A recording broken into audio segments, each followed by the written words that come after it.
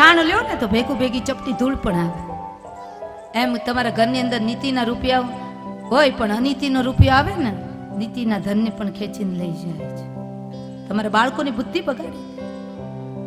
ઘણા એવું લોકો કહેતા હોય કે એમાં એ લોકો ક્યાં જોવાના હતા, પણ ભગવાન ને માતાજી બધાનો હિસાબ ચૂકતે રાખે છે.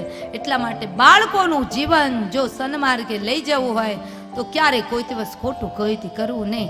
જો તમે ખોટી અનીતિનું ધન ઘરની અંદર આવશે તો તમારા બાળકો પણ ખોરા ટોપરા જેવું, ખોરા ટોપરા ખાય ને તો ઉધરસ થાય,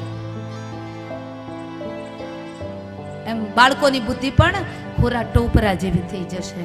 એટલે હંમેશને માટે સન્મતિ બની રહે એ મહત્વનું છે. અને સન્મતિ કોણ આપે? સરસ્વતી જે આપે.